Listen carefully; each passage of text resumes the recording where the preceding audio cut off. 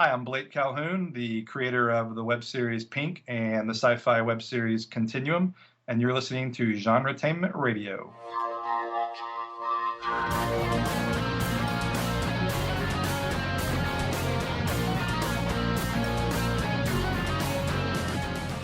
Hello everyone, welcome to another episode of GenreTainment over at sci-fi-pulse-radio.com.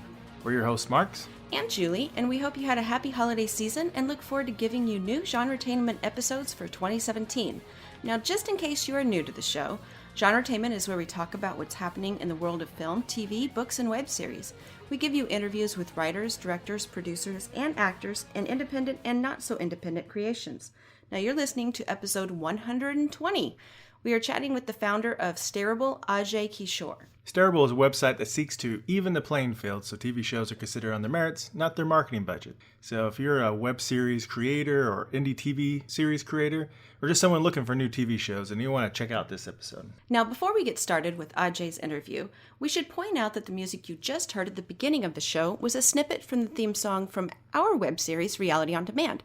It was a song composed and performed by our friend T-Sean Hardy. And you can find our web series at realityondemandseries.com. Now let's get started with our interview with Stareable founder Ajay Kishore. Hi Ajay, welcome to the show. Thanks for having me. Hey, so we wanted to have you on the show to talk about your website Stareable. Can you tell everyone where they can find that site and what it is?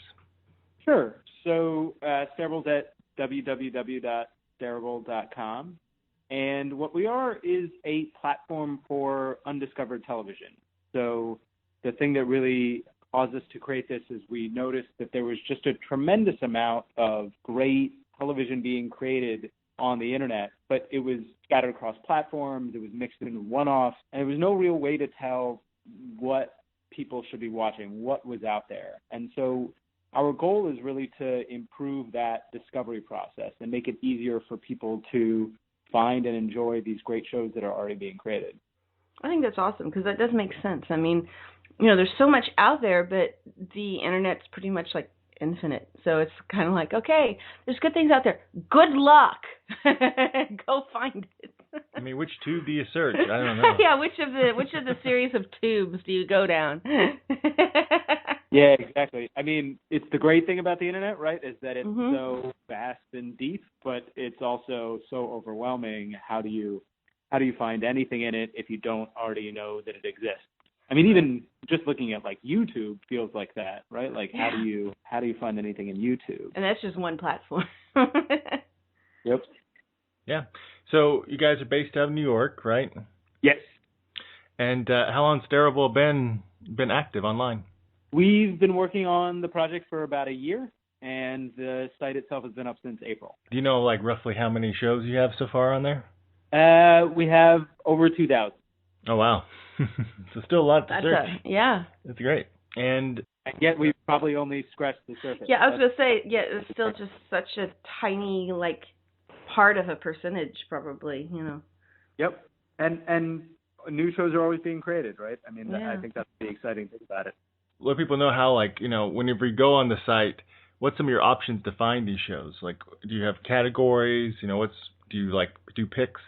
Yep. So we've tried to attack that discovery problem in a couple different ways. So you can browse by channel, you can browse by category, you can see other users' reviews to try and get a sense of what a show is like before you fully commit. We look at, data across users and try and understand, all right, you've liked these shows so far. What other show on our site could you potentially like, and try and recommend that to you, similar to like a Netflix-style recommendation engine. Mm-hmm. We let people create their own collections or playlists so that they can save themed lists and then pass them around. And then we also do things, exactly what you said, Mark, daily picks, and a weekly newsletter where we highlight, 3 shows that we were watching this week that we really just loved. Awesome. I think that's neat. I think it's kind of like getting back to some of the days before, and I think I'm going to age myself here, but in the days before everything after 10 o'clock being an infomercial, or on the weekends there used to be, you could turn on the TV at sort of non-prime times of day and night, and they would play content, and they play kind of sometimes off the wall, and because they're just filling air, at that point, and you'd sometimes just sort of discover something, and it used to be, we got away from that, and it was like the sense of, I'm going to just turn something on, like a channel on, a station on, and just sort of discover something was lost when all of a sudden you had to be searching specifically for something to get to. And now, like with your platform and other things, it's like, oh, you can just sort of discover something. There's still no like random play, but you can kind of come across something that you're not specifically looking for. And I like that because it's that sense of discovery. I think they have a random button, don't you? We do. We have a surprise. I'm in love. I'm glad. Anything we can do to help. It is a fun sense of discovery. I think, one of the things that I really love about the site and working on it is you're constantly discovering, I'm constantly discovering these shows that I think are absolutely brilliant, but they only have 1,000 views, and it just feels criminal that they're not able to get more of an audience. And they can be so weird and different, and you kind of want to celebrate that, but it's just hard to break through because there's so much competing for our attention, and there's so much out there. Mm-hmm. So what's your background? Are you a filmmaker, or what got you into this? Or an avid audience member?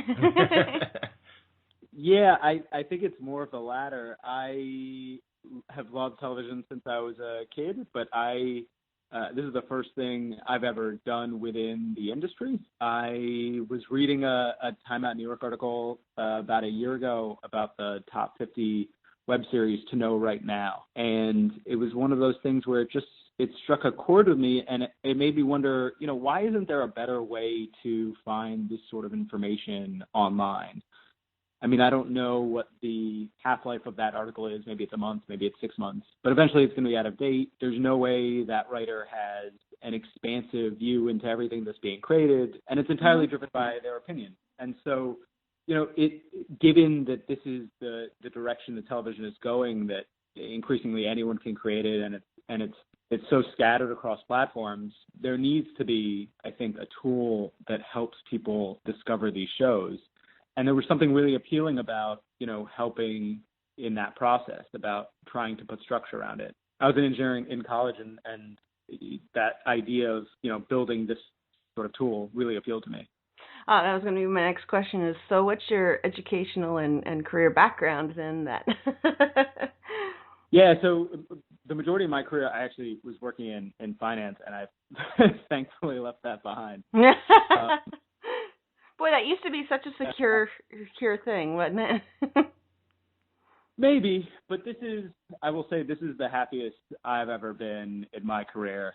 And it's definitely also the hardest I've ever worked in my career. But there's something really fulfilling about trying to build something and about trying to give these artists a voice. And the feedback that we get is really satisfying because people recognize that we're hopefully trying to enable this community. Mm-hmm. And I think that's a really good point. I think people sort of underestimate the importance of happiness versus necessarily always the money in a career.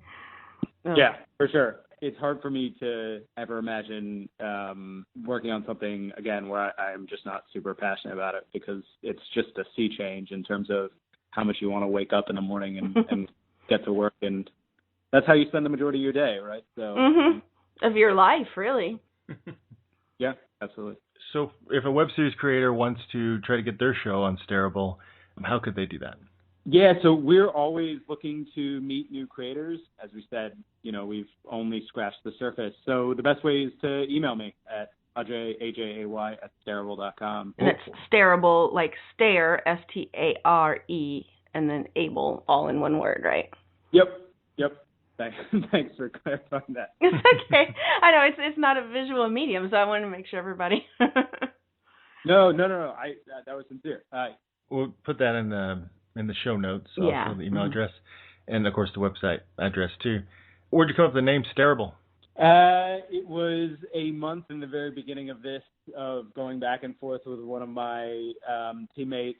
We had long Google Docs and spreadsheets trying to throw around names, watch lists, and Oh, that's a good one too.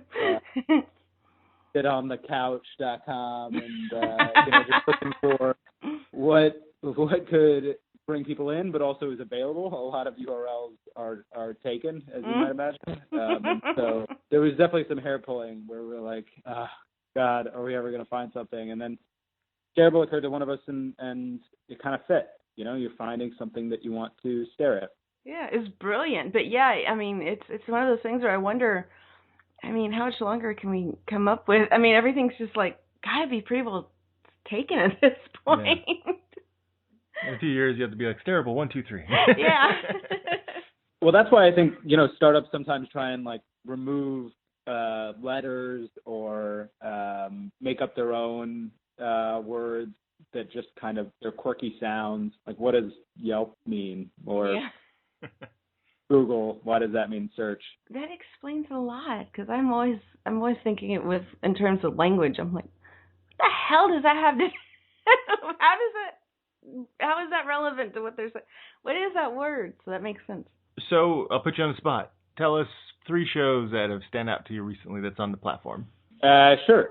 So something I just saw yesterday that I sent out to the whole team was this show called The Adventures of Robot Johnson. And it's one of these things, it's a sci-fi hip-hop show, kind of along the lines of Frankenstein, where a robot gets animated by a mad scientist. But it's just so different from anything else, and it feels so wildly ambitious to try and make everything is done through music, and it's just, you start to watch it and you go, oh wow, like this guy really has a vision for what he's trying to do, and you have to just respect the amount of effort and thought that went into this. So that's one. Shugs and Tats is something I came across a couple months ago, and they've since seen some success. It's about these 2 Arab women in Brooklyn, and it's really just it's a buddy comedy, but it's very spare. It's frequently just the 2 of them getting into, I guess I'm going to say, hijinks. But it's funny and quirky and just very well written. And what's the name of that one again? Shugs and Fats. Okay. And it shows what you can do with like not a lot. It's frequently just dialogue and an apartment as a setting, or a laundromat as a setting. What's a good third one? The Wondrous Life of Caleb Gallo was a great one. It's about this group of friends in LA trying to find themselves professionally and romantically, that I also think is really done well.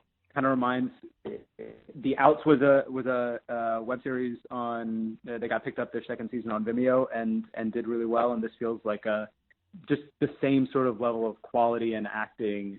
Certainly deserves much recognition. Now check those out. Yeah. So did you watch web series a lot before you created this platform, or were you just surprised how many were out there once you start really getting the platform going? I was surprised. I had seen some, so the High Maintenances, the comedians in cars getting coffee, but just the sheer number of them, I didn't realize, and I think that's been really gratifying, and I think it's only going to increase. Our definition of television is limited by how it's historically been distributed, which was over the air and then through cable systems. But as television gets distributed through the internet, all of a sudden anyone has the ability to create a show, and so I think we as a society are going to evolve our definition of it. So it's pretty exciting to see what people are going to come up with and how it evolves. So what's your long-term vision for Stareable? Where would we like to see it go?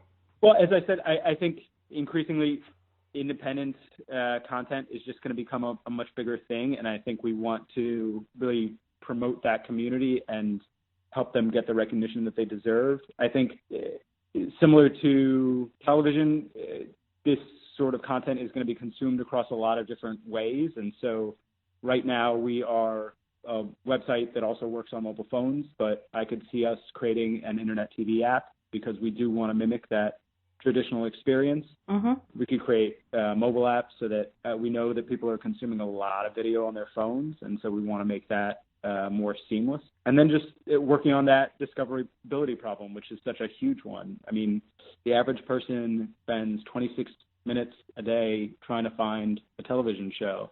It's a crazy amount of time. And so, it's why we've taken so many different cuts at, how can someone find a show on our site? But we haven't found that silver bullet yet, and we want to keep working towards it. All right.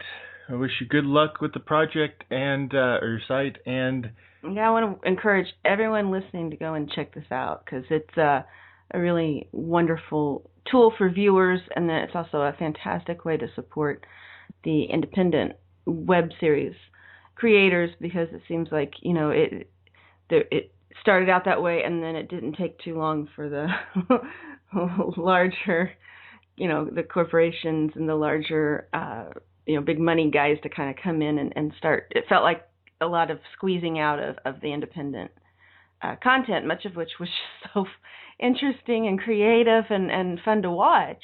Yeah, it's good. For sure. Equal footing. Yeah, it's wonderful. So just again, where can people find the website? It's at www.stareable.com. All right. And thank you guys so much for allowing me the opportunity. I really appreciated it. Oh, no problem. Thank you, Ajay. Hi, I'm Rebecca, and I play Abby Turner. Hi, this is Mark Hyde, and I play Nate Turner. Hi, I'm Phil Cook, creator of Malice the Web Series, and you're listening to GenreTainment. Well, thanks, Ajay, for chatting with us. You can find links to everything we discussed in the show notes. Before we go, we want to remind you that you can always keep track of us by subscribing to us on iTunes or Stitcher under Sci-Fi Pulse Radio, or by following our GenreTainment Facebook page or my Twitter account, which is @MrMarx, clicking over to GenreTainment.com, or following all the Sci-Fi Pulse radio shows at SciFiPulseRadio.com.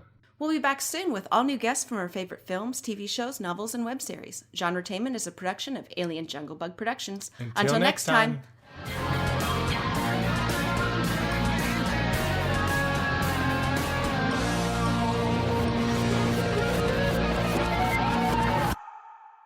Until next time. I wanted to do a Marx impersonation. We'll be back soon with guests from our favorite TV films and shows and whatever. Is that what I sound like? No. Okay, well, this is going to go after the credits, Shit, I forgot you were recording. I'm tired. I'm going to bed. That's all, folks. Bad monkey.